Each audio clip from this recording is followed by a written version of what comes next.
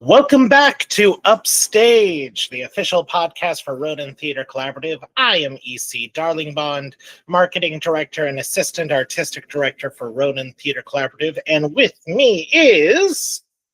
Hi, I'm Melody Knudson, and I am part of the Ronin team, and I'm performing in our first show of our new season.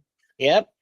First show of 2026, Shrines by Ashley Rose Wellman, who we interviewed last time, and directed by Rockwell, who we interviewed the time before last time. So listen back to those episodes if you want to know who they are. But Melody, how are you doing today? I'm doing great. I'm excited to chat with you and really excited to open this show in just a couple days. Yep, we are 5 days, counting today as a full day, away from opening at the Irish Cultural Center here in downtown Phoenix. We'll be performing for the weekend, and then we transfer it to Main Street Creative Arts Center down in Mesa, and that will run from February 6th until February 22nd. It's going to be our first show in Mesa, so that's... It's nice that we're beginning like a small touring company. We will go as far as Flagstaff and as far as Mesa, and as far as Mesa. As far as Mesa. But so, Melody, tell me about the show. What is it about, and who do you play? Oh, wow. The what is it about is always an interesting question, I think, with Ashley's work, because she deals with some really complex internal struggles. So often the journey that the characters go on and the conflict that's happening is really internal rather than them being influenced by external factors like having to move or like something happening within the community. We'll have maybe one big event and we see how the characters are dealing with it internally. So when we talk about what a show is about with Ashley's work, she likes to deal with grief and kind of explore how people deal with grief in interesting ways, particularly on stage, beyond just feeling sad. She tries to tap into a lot of the other emotions. So with Shrines, we're looking at a family that lost their youngest daughter to cancer when she was 18 years old, and we are 12 years on, and they are still grappling with grief and loss. And we also see how that loss impacted not just them individually, but their relationships as a family. So it's heavy, but it's also funny, which is something that I really appreciated when I first saw this play. I appreciate that it's dealing with some difficult topics, but also identifying just some of the humor and the awkwardness that happens in real life. Yeah. And who do you play in this family setup? Yes, I play the oldest daughter, Bex, and she's really dealing with, her own challenges, the loss of her sister. She's also been recently divorced and had to move back home. And she's struggling with the way that her parents have not been able to move forward after her sister's death. So they're not really able to be present for her.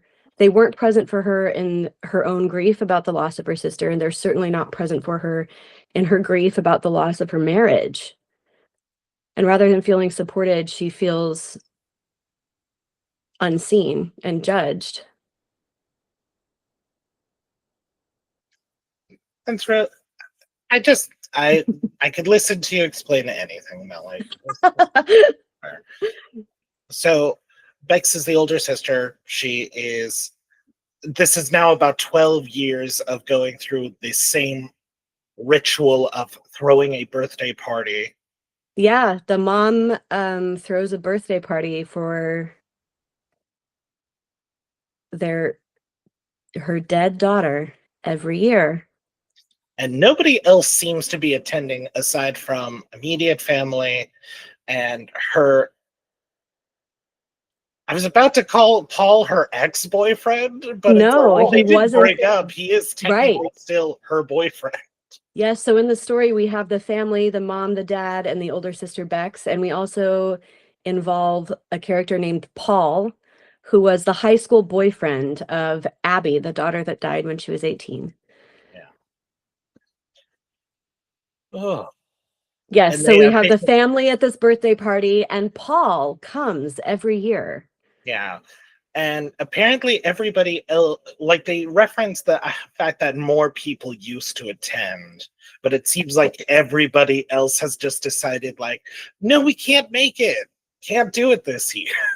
And have just kind of kept that on. So there's this weird watching the play for the designer run, I was just struck by, oh man, every time somebody else doesn't show up, it has to get worse for everybody who's still there. Of just like, how much longer are we going to put up with Yeah, this? I mean, I think that's one of the dynamics that's really interesting in this is that Lynn, the mom, is kind of the catalyst for this ritual, this repetitive ritual, the multiple repetitive rituals, but we see the birthday party.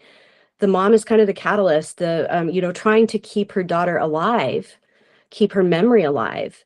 And we see the dad and Bex not really sure.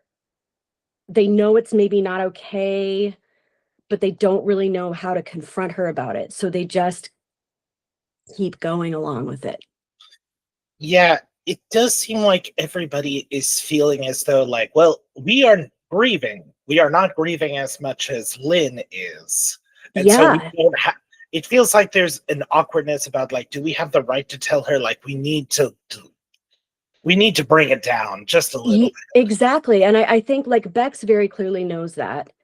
But she doesn't know how to confront her mom. And she can't talk to her dad about it because her dad is prioritizing his wife, he's going to take her side. He's supporting her in whatever she needs to do. So Bex has no recourse to bring this up. Paul also recognizes that this is not healthy, but doesn't know how to tell Lynn no. Yeah. So he continues to come to the birthday party because he doesn't want to hurt her feelings. Yeah.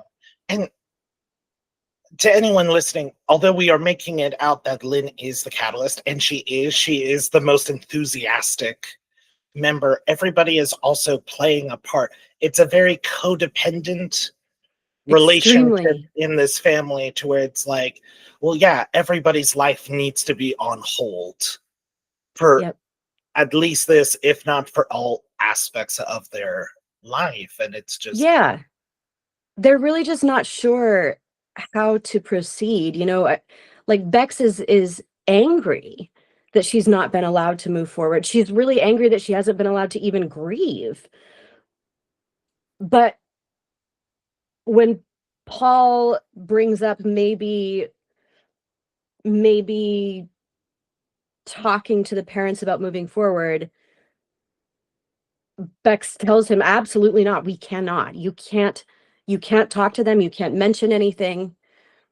So she's angry, but she's still protective of them, which I think is just so indicative of how close relationships work. They're not easy. yeah. Well, do you think that it's more that Bex is protecting her parents, or do you think she is also protecting, like, I need to have somebody who's close to my own age still involved, or else I'm just stuck? She wrestles with that. I think she's protecting her parents, but when Paul brings up that he is seeing someone else, finally, 12 years after Abby passed away, Paul finally has a girlfriend. Bex doesn't want him to tell her parents because she's protecting them. But she also doesn't want him to disrupt this ritual because he's the only he's the only person that she has in this, so she doesn't want to lose him. Yeah. She even challenges him on whether this woman is actually his girlfriend. It's Oh, like she yeah. tries to gaslight him out of the fact that he's dating someone, because Bex needs Paul to come to this birthday party every year and needs him to participate in this maintaining this shrine to Abby. Yeah. And she's recently divorced. Her ex-husband, Jack, I keep making the reference like, yeah, Abby is the character who haunts the play, to where, there's that spectral force who you Yeah. don't really, she is constantly there. And if she was there, she could affect the plot with forward momentum. Like, there's a Yeah. reference to the fact of, like, would things have happened if the situation was reversed and Bex had died? But Jack is also present in the lives of these characters, and nobody seems to have liked him very much. Right. And I think Bex really has this sense of failure, because there's a sense that after Abby died, nothing she could do or say would alleviate the grief. Yeah. And that snowballed into nothing she could do or say was ever enough. And so even when she got married, the person she chose, she felt like she was disappointing her parents. And then when she got divorced, she was disappointing her parents. Yeah, there's that it's a beautiful moment when I've seen you perform it, of just like, my parents are expecting me to fail. And that's kind of my role in the family, is to fail, because everything is, like, from the moment Abby got sick, perhaps even, everything is now, Abby was always the good and perfect one, and if I succeed at anything, well, it means Abby might not have been able to do it better. Yes, so even if something goes well for Bex, her parents can't celebrate it with her, because Abby will never get to do that thing. So there's just a perpetual sense of disappointment, and a kind of her parents not letting her have her life. And I think when I saw this play originally, what really struck me was the anger that Bex was dealing with post-divorce. I went through, I was married when I was really young, in my 20s, and got divorced within about 2 years, and it was gut-wrenching. And it was really difficult navigating that as a family. I grew up in a Christian home, and divorce isn't a word, and it was extremely difficult. I remember those conversations with my parents, and they love me dearly. They in no way like tossed me to the side or anything, but those initial conversations were really hard.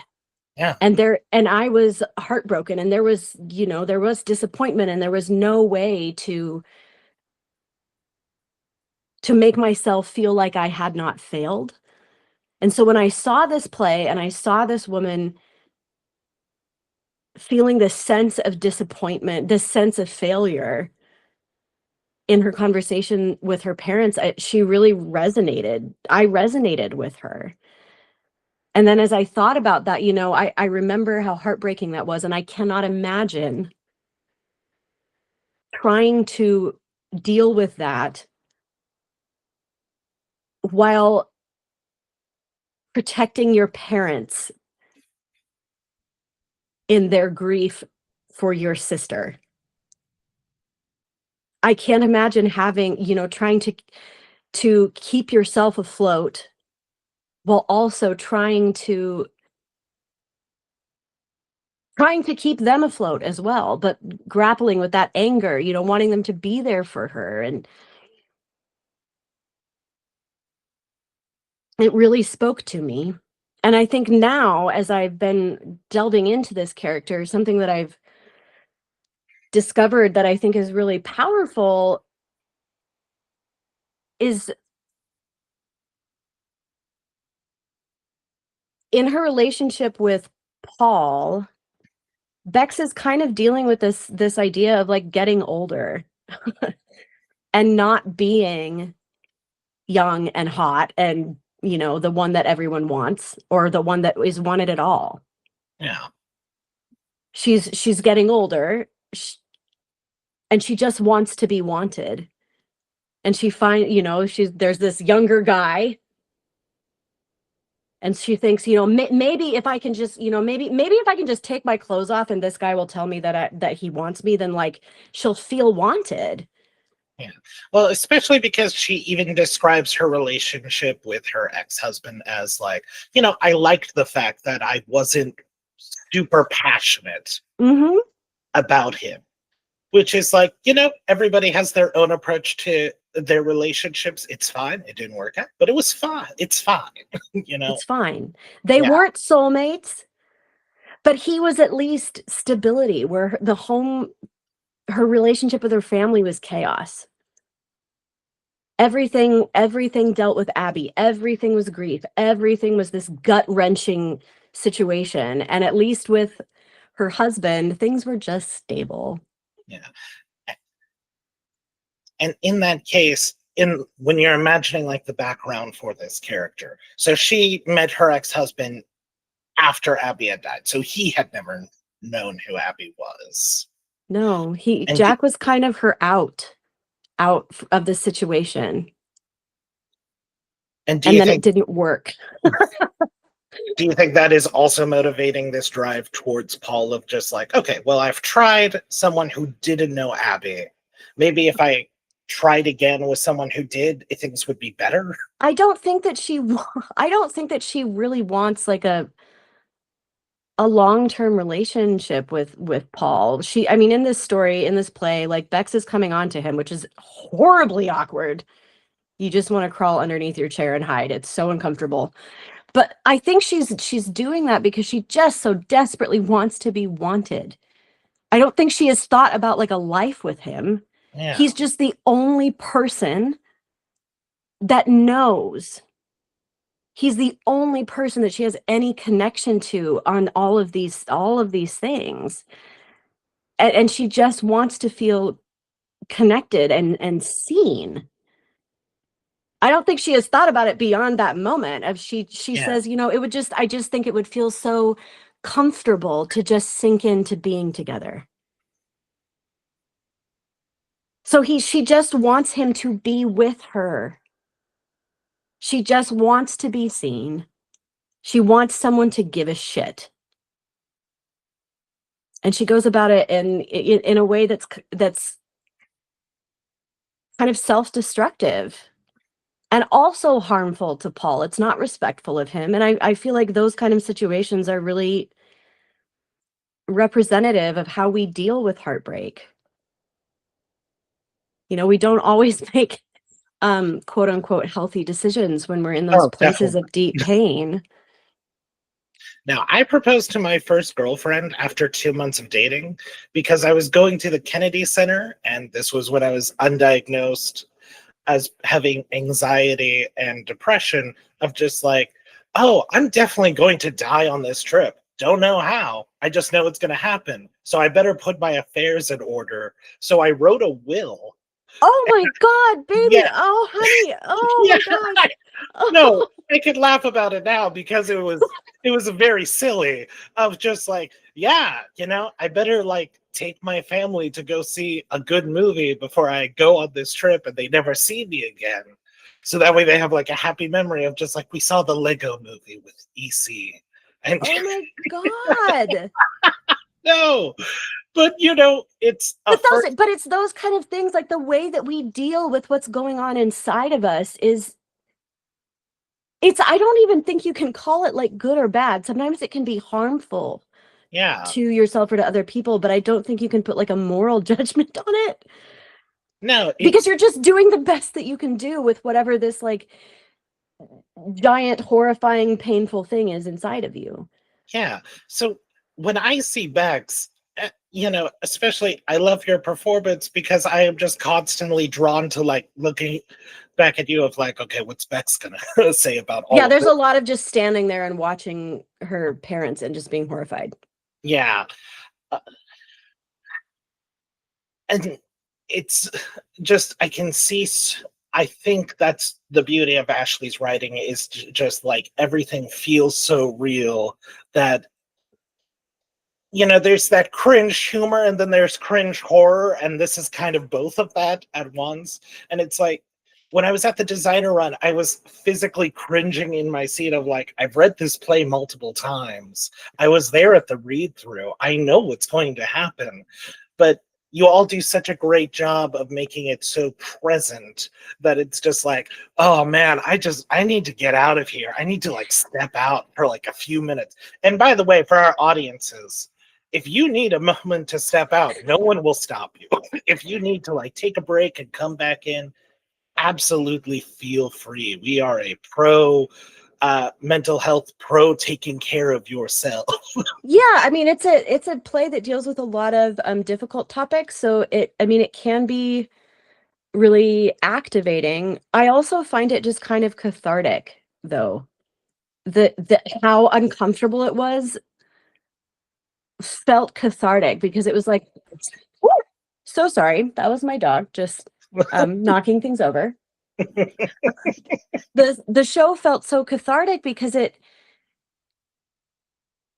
I feel like it highlights how awful this stuff is, not just in a way of crying, but just how like just how unimaginably difficult things like heartbreak are. Yeah. So there's something cathartic in watching these people and like feeling not alone, and also like watching someone else go through this that's like not you. Oh, yeah, it's like the ancient Greeks talked about. It's that mix of pity and horror that are supposed to help you just like purge out all of these like negative feelings. Yeah. Yeah. So you met Ashley Rose Wellman at the Valdez Theater Conference in Alaska. Sometimes I feel like we are doing like destination ads on behalf of the travel board for Valdez. Well, yeah, well, yes, okay, because Cody Goulder, our fearless artistic director, who's also my husband, is probably the most social person I have ever met in my life. Yes. And Cody has been going to this conference in this tiny little fishing village in Alaska for years. Not every summer, but a lot of summers. And he meets these playwrights from all over the country and sometimes the world. You know, we meet people from other countries that are bringing their plays here. And Cody makes friends with someone everywhere he goes. And he loves to produce new work. And so he finds multiple plays every year that he's really excited about. And this was one that actually I was really excited about, that he took me to the conference. And this was a play that I was super excited about because of the emotional realness of it. It was something that Cody thought was really good, but something that I've been pushing to get done, and he's found a spot for it this season. But yeah, it does feel like we are kind of doing like travel ads for Alaska sometimes, because we've encountered so many fantastic playwrights through this conference, and Cody sees these new plays that he wants to put in front of people, put in front of an audience. I think so. This play was there, and I think Megalodon, which Megalodon, a season, was also there. years ago. I mean, Cody's been talking about Megalodon for a long time. Well, also so in your capacity as a professional therapist, do you find it more helpful to, when you are going through a character, to like understand it of like, okay, I can establish the psychological framework for explaining why they do the things they do? Or does it make it harder for you because you're so empathetic that it's just like, ah, man, you're really, dude, you gotta stop. This is not helping you out. Well, that's a really good, it's a really good question. I think both as an actor and as a therapist, I kind of approach it in the same way, which is how I approach people. Mm-hmm. I've done a lot of research and have a lot of knowledge about, family dynamics and child development and attachment and trauma from my years volunteering with kids in foster care. And I am empathetic, and I pay attention to people and their behavior and kind of just clock it naturally. It's not something that I try to do so much. That knowledge is in my head, and I see how people are behaving and what they're talking about and kind of connect dots. I do that in my office with clients, and make some observations to give back to them and help them process. And so I'm not necessarily thinking of the psychological context, quote unquote, of a character, but I see what they're saying and what they have been through and kind of connecting the dots of like knowing how that affects you. Yeah. And also just exploring how that affects you, saying the lines, saying them in different ways, and like what does this mean to her, to Bex? So I have had to learn as a therapist and an actor to have like an internal boundary, an emotional boundary, to not absorb everything that another person is going through, because that can be super heavy. Of course. And if you are an actor that goes about your work in that way of trying to really feel what the character is feeling, that can be heavy. So I have learned to have an emotional boundary with clients, to not absorb everything that they're feeling, just a small amount of it. Yeah. Enough to feel for them and hold space for them. And the same with my characters. I've learned to feel, what they're feeling to a degree, enough that I can present it on stage, that I can touch it, but not be consumed by it.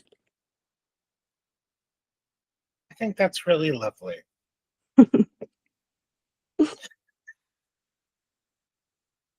All right. I know we had to keep it to a tight 30, but Melody, what are you hoping people walk away from when they see this show?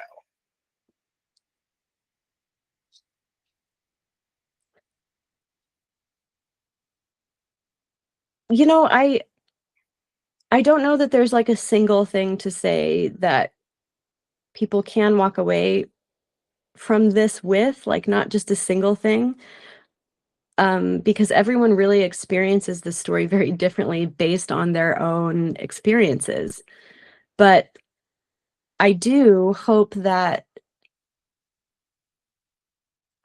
people feel seen. I think that experience of feeling that kind of catharsis that I experienced when I saw this play, I think is really powerful, of just being like, someone understands this, I've been in this. I think particularly having difficult family dynamics, we've all experienced that to some degree, and they can be really hard. And I think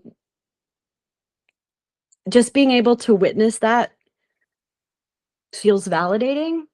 Yeah. We don't often get to witness, people's like family drama and be like, oh yeah, girl, me too. But in this, we kind of get that opportunity. And so my hope is that people feel a sense of validation and just are able to, even as much as like this is horribly awkward and you can't breathe while you're watching the play, that you walk away from it being like, okay.